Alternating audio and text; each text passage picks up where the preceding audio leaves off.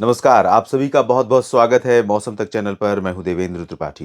दोस्तों 15 नवंबर को पूरे भारत में मौसम कैसा रहेगा, इसकी बात करेंगे। सबसे पहले आपको बता दूं कि बंगाल की खाड़ी की उग्रता बहुत ज़्यादा बढ़ती जा रही है और अगले तकरीबन 10 दिनों के दौरान एक के बाद एक 2 वेदर सिस्टम बनेंगे। एक लो प्रेशर एरिया यहाँ पर बन चुका है और ये लो प्रेशर सिस्टम आगे बढ़ते हुए पश्चिमी और उत्तर पश्चिमी दिशा में आगे बढ़ेगा और आंध्र प्रदेश के तटों की तरफ पहुंचेगा। इसके डीप डिप्रेशन डिप्रेशन और डीप डिप्रेशन बनने की संभावना है। रास्ते में ही ये दोनों इंटेंसिफिकेशन होगा और यानी प्रभावशाली होने की प्रक्रिया होगी। उसके बाद ये आंध्र प्रदेश के तटों पर पहुंचने के बाद रिकर्व करेगा और आगे की तरफ जाएगा और जब ये आगे मुड़ रहा होगा उस दौरान एक सिस्टम और बंगाल की खाड़ी पर बनेगा।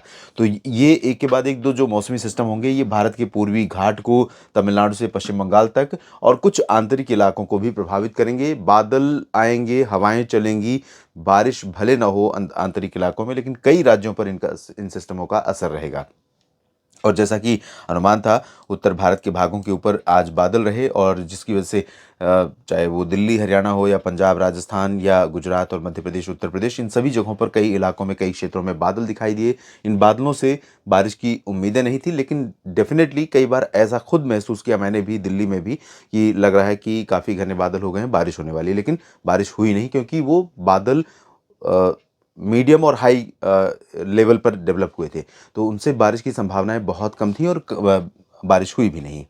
तो ये स्थिति रही है। कल क्या स्थिति रहेगी? कल क्या यहाँ पर फिर से बादल बनेंगे और क्या हवाओं का रुख रहेगा उत्तर भारत के मैदानी इलाकों से लेकर पूरब या मध्य भारत के क्षेत्रों में? और पर्वतीय क्षेत्रों में बादल जो आ रहे हैं उनका क्या असर होगा? दक्षिण भारत पर क्या असर होगा इन सिस्टमों का? यहाँ पर ये जानते हैं इस बुलेटिन में। पहले बात हवाओं की करते हैं। हवाओं का रुख, हवाओं का मिजाज क्या रहने वाला है? तो उत्तर भारत में डब्ल्यूडी नहीं है, पश्चिमी हवाएं वहां से चल रही हैं। पश्चिमी हवाओं का असर पंजाब में, हरियाणा और दिल्ली, साथ ही साथ राजस्थान के ऊपर दिखाई देगा। उत्तर प्रदेश के भी कुछ भागों पर दिखाई देगा, लेकिन ये सरफेस विंड होंगी, यानी सतह से थोड़ी हाइट के ऊपर, थोड़ी कुछ ऊंचाई तक पश्चिमी दिशा की शुष्क और ठंडी हवाएं चलेंगी और इन हवाओं का असर होने के कारण दिल्ली एनसीआर समेत हरियाणा, पंजाब और उत्तर प्रदेश, इन सभी भागों में मौसम साफ रहेगा। लेकिन जो सिस्टम बंगाल की खाड़ी पर डेवलप हो रहा है, इसके प्रभाव से यहाँ से बंगाल की खाड़ी वाली हवाएं थोड़ा सा हाइट पर, लगभग 1 से 1.5 किलोमीटर के आसपास, यहाँ से उत्तरी दिशा में इस तरह से चल रही हैं। और ये हवाएं यहाँ पर कुछ अगर हम देखें तो इन हवाओं का जो नेचर रहेगा उसमें नमी रहेगी और नमी यहाँ पर जैसे एटमॉस्फेयर में ऐड होती है तो यहाँ पर बादल बनने की संभावना बन सकती है। लेकिन हवाओं की जो इंटेंसिटी है या हवाओं में नमी का जो कह सकते हैं कि मात्रा है, वो उतनी पर्याप्त नहीं होगी कि यहाँ पर कोई क्लाउड फॉर्मेशन हो। तो मेनली उत्तर भारत के मैदानी इलाकों में और पर्वतीय क्षेत्रों में, जम्मू कश्मीर से लेकर उत्तराखंड, हिमाचल प्रदेश और लद्दाख, गिलगित बाल्टिस्तान, मुजफ्फराबाद, जम्मू कश्मीर, इन सभी भागों में ड्राई वेदर रहेगा।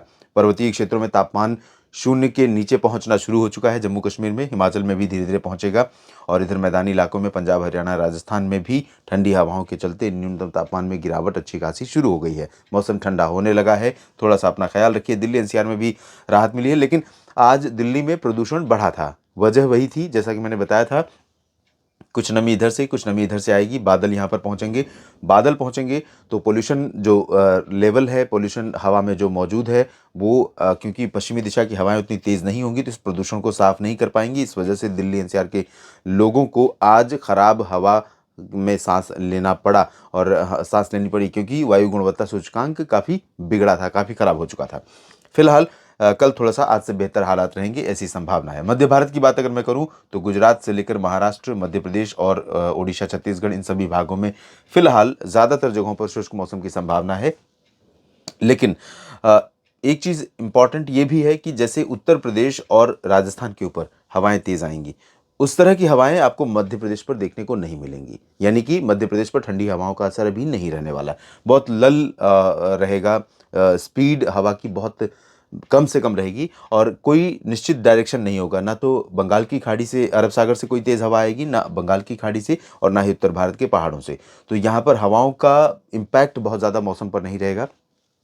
हल्के पैची क्लाउड्स कहीं-कहीं पर हल्के-हल्के दिख सकते हैं। पैची क्लाउड्स वैसे उत्तर भारत के मैदानी इलाकों पर भी दिखेंगे, उत्तर प्रदेश से लेकर पंजाब के बीच में, लेकिन यहाँ पर पैची क्लाउड्स दिख सकते हैं ज़्यादा अपेक्षाकृत उत्तर उत्तर के। गुजरात पर भी दिख सकते हैं कुछ पैची क्लाउड्स और छत्तीसगढ़ पर भी दिख सकते हैं। छत्तीसगढ़ और पूर्वी मध्य प्रदेश, महाराष्ट्र के विदर्भ और उड़ीसा के आंतरिक इलाकों में यहाँ पर थोड़ा सा क्लाउड फॉर्मेशन ज़्यादा रहेगा, और क्लाउड फॉर्मेशन ऐसा रहेगा जो कहीं पर थंडरस्टॉर्म के साथ बूंदाबांदी दे सकता है, क्योंकि इस सिस्टम का इम्पैक्ट अब पड़ने लगा है। और यहाँ पर उड़ीसा के तटों पर अगर मैं देखूँ तो कटक, पुरी, पारादीप से लेकर तमाम तटवर्ती रीजन्स में हल्की से मध्यम, कुछ स्थानों पर भारी वर्षा हो सकती है, तेज़ हवाएं चलेंगी और तटीय इलाकों में थोड़ा सा चैलेंजेस रहेंगे सामान्य जनजीवन के लिए। दक्षिण भारत के क्षेत्रों में देखें तो यहाँ पर भी पूर्वी घाट पर काफ़ी सक्रियता मौसम में रहेगी, और आंध्र प्रदेश का पूरा तटीय क्षेत्र उत्तर से लेकर दक्षिण तक, यानी विशाखापत्तनम से लेकर मछलीपट्टनम तक सभी जगहों पर तेज़ वर्षा की आशंका है। तटीय शहरों में, तटीय क्षेत्रों में और निचले इलाकों की बात अगर हम करें तो तमिलनाडु में चेन्नई और पुदुचेरी से लेकर पंबन तक बारिश तेज होने की संभावना है। बाकी आंतरिक तमिलनाडु में तिरुचिरापल्ली, मदुरई, वेल्लोर और कोयम्बटूर, सेलम समेत तमाम जगहों पर हल्की वर्षा कहीं कहीं पर हो सकती है। बेंगलुरु, मैसूर, हसन में भी दक्षिणी आंतरिक कर्नाटक में थोड़ी बहुत बारिश हो सकती है। तटीय कर्नाटक, केरल में कुछ स्थानों पर वर्षा होगी। लक्षद्वीप में बारिश की इंटेंसिटी बहुत कम हो जाएगी और ज़्यादातर आइलैंड्स में यहाँ पर ड्राई वेदर रहेगा।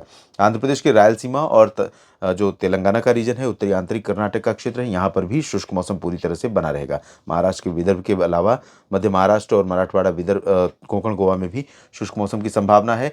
और पूर्वी तथा पूर्वोत्तर भारत के क्षेत्रों में क्योंकि हवाओं की स्पीड यहाँ पर भी बहुत ना के बराबर होगी, लेकिन इस सिस्टम के कारण थोड़ी सी नमी यहाँ पर अपेक्षाकृत, जैसे अगर मैं कहूँ कि सबसे ज़्यादा कहाँ पर पहुँचेगी तो तटीय इलाकों पर, उसके बाद दूसरे नंबर पर होगा उड़ीसा का आंतरिक इलाका, छत्तीसगढ़ और विदर्भ, मध्य प्रदेश, और उसके बाद तीसरे नंबर पर हो सकता है ये वाला रीजन, झारखंड और बिहार, पश्चिम बंगाल का। तो यहाँ पर भी बादल बढ़ने वाले हैं, लेकिन ये बादल ना तो बारिश देंगे, ना ही कंसिस्टेंटली लगातार छाए रहेंगे, बीच में धूप, बीच में बादल, इस तरह की स्थिति रहेगी। और ठंडी हवाओं का असर यहाँ पर बिहार और जो पूर्वी भारत के क्षेत्र हैं यहाँ पर कम से कम रहेगा। पूर्वोत्तर भारत में ड्राई वेदर रहेगा, लेकिन पूर्वोत्तर भारत में मणिपुर, मिजोरम, त्रिपुरा समेत ये दक्षिणी क्षेत्र जो है मेघालय तक के, इन भागों में कई जगहों पर आने वाले दिनों में व्यापक वर्षा हो सकती है। वजह ये सिस्टम है, ये सिस्टम अगर बांग्लादेश की तरफ गया और इंटेंसिफाई हुआ, साइक्लोनिक स्टॉर्म बनने की संभावना बहुत कम है, लेकिन अगर ये साइक्लोनिक स्टॉर्म बना तो निश्चित तौर पर ये काफ़ी प्रभावित कर सकता है यहाँ पर तमाम इलाकों को। फिलहाल अभी साइक्लोन बनने की संभावना, जैसा कि मैंने बताया, बहुत कम लग रही है। इस बुलेटिन में इतना ही। जानकारियाँ ठीक लगें तो लाइक और शेयर करना ना भूलें, और अपने क्षेत्र के मौसम के बारे में, किस तरह की हवा चल रही है, कैसा तापमान आपको अनुभव हो रहा है, बहुत सारे मित्र लिखते हैं और वो मैं पढ़ता हूँ, मुझे उससे जानकारी मिलती है। रियल वेदर क्या रहा, यानी वास्तव में मौसम क्या क्या रहा, क्योंकि कई बार मशीन जो रिकॉर्ड करती है और जो लोग अनुभव करते हैं, उन दोनों चीज़ों में बहुत अंतर होता है। यानी, और ये भी कह सकता हूँ मैं कि जो एक्चुअल वेदर होता है और जो मशीन रिकॉर्ड करती है, उसमें बहुत वेरिएशन होता है, उसके बहुत सारे फैक्टर हैं, और इसीलिए मशीन की रिकॉर्डिंग को हमेशा एरर मार्जिन, उसके लिए एरर मार्जिन रखा जाता है कि थोड़ा बहुत अंतर हो सकता है।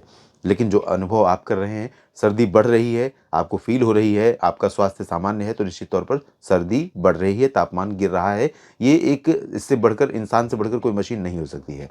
तो इसलिए आपकी जो रिपोर्टिंग होती है, आप जो कमेंट करते हैं अपने क्षेत्र के मौसम के बारे में, वो मेरे लिए काफ़ी इनपुट का काम करती है, और मैं पढ़ता हूँ आपके क्षेत्र के मौसम के बारे में आप लोग जो लिखते हैं।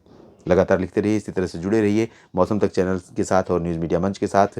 और चैनल को सब्सक्राइब नहीं किया है तो निवेदन आप सभी से यही रहेगा कि चैनल को सब्सक्राइब कर लीजिए, बेल आइकन पर क्लिक कर लीजिए, ताकि हर वीडियो आप तक अपने आप पहुंच जाए जब मैं अपलोड करूं। आप सभी का बहुत बहुत धन्यवाद।